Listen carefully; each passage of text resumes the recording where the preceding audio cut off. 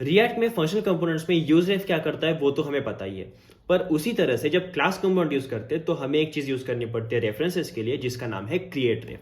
Create रेफ क्या करता है? सेम चीज जो फंक्शनल कंपोनेंट में यूज रेफ करता है, जिसका काम है कि रेफरेंस क्रिएट करना। वही चीज अगर क्लास कंपोनेंट में करनी हो तो क्रिएट रेफ यूज करना पड़ता है। दैट्स इट, बस यही काम है इसका। पर यूज कैसे करते हैं एक्चुअली वो देखते हैं।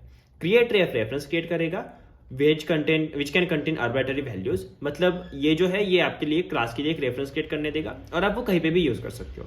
कॉल तो बस इजीली है कि आपको ये करना है, वेरिएबल का नाम और इक्वल टू करके क्रिएट रेफ को कॉल कर देना है। क्रिएट रेफ आता है रिएक्ट से कुछ इस तरह से इंपोर्ट करके और बस आपको वो यूज कर देना है। पैरामीटर्स क्या लेता है? ये पैरामीटर्स लेता है करंट। अगर नहीं दिया आपने तो नल सेट रहेगा, दिया तो जो दिया वो सेट रहेगा। कैवियट्स दिया है create ref always returns a different object. It's equivalent to writing current equals null, मतलब करंट ऑब्जेक्ट में करंट नल कर रहे हो ये चीज ये करेगा क्रिएट। हमेशा न्यू ऑब्जेक्ट रिटर्न करेगा, डिफरेंट ऑब्जेक्ट रिटर्न करेगा। In a functional component you probably want to use use ref instead which always returns the same object. ये एक डिफरेंस है। यूजरेफ सेम ऑब्जेक्ट रिटर्न करेगा, create ref different object return करेगा। क्यों?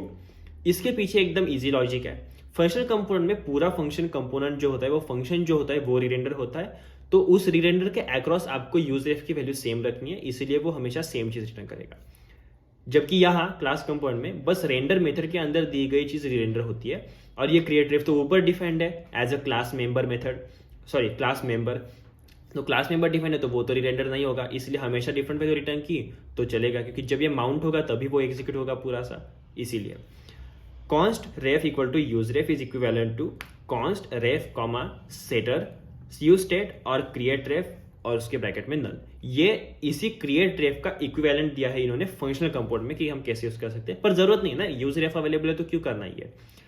Declaring a ref in a class component कैसे करते हैं? Input ref equal to create ref. Create ref को आपको दे देना है अपने इनपुट को कुछ इस तरह से। दिस डॉट करने की जरूरत है क्योंकि क्लास में है। क्लास अगर आप यूज कर रहे होंगे और दिस कीवर्ड आप यूज करोगे तो दिस मतलब ये क्लास, ऐसा आप बोल रहे हो जाओ को कि ये क्लास के अंदर का input ref, this dot input ref, इस तरह से। ये जब आप एक्सेस करोगे तो आपको इसका एक्सेस मिल जाएगा। हैंडल क्लिक पे क्या कर रहे हैं? इसको फोकस कर रहे हैं, जो बटन दिया है उसके क्लिक पे कुछ इस तरह से। तो ये चीजें हैं, आप माइग्रेट कर सकते हो आपके क्लास कंपोनेंट में जहां पे क्रिएट रेफ यूज कर रहे हो उससे फंक्शनल कंपोनेंट में जहां पे यूज रेफ यूज करना है। और चीजें बहुत सिंपल है करने के लिए कि आपको बस इनको कन्वर्ट करना है उसमें क्लास को फंक्शन में और इस क्रिएट रेफ को अपने यूज रेफ वाले हुक में। That's it. कुछ इस तरह से ये दिखेगा जब आप कन्वर्ट करोगे। फंक्शनल कंपोनेंट अभी यूज किए जाते हैं तो वही करना is better option. I hope आपको ये समझ में आएगा कैसे काम करता है और आपको इससे कुछ वैल्यू मिली होगी तो वीडियो को लाइक कर देना, अपने दोस्तों के साथ शेयर करना ताकि उनको भी पता चले कि क्लास कंपोनेंट में क्या होता है यूज रेफ का इक्विवेलेंट जो कि है क्रिएट रेफ। और चैनल को सब्सक्राइब करना बिल्कुल मत भूलना क्योंकि 321 सब्सक्राइबर्स पे है अभी, 500 सब्सक्राइबर जल्दी से हिट करने हैं हमें, तो आप ही ये पॉसिबल कर सकते हो। मिलते हैं अगले वीडियो में जहाँ पे हम देखेंगे कि फॉरवर्ड रेफ क्या होता है और कैसे काम करता है। तब तक के लिए थैंक यू, बाय बाय।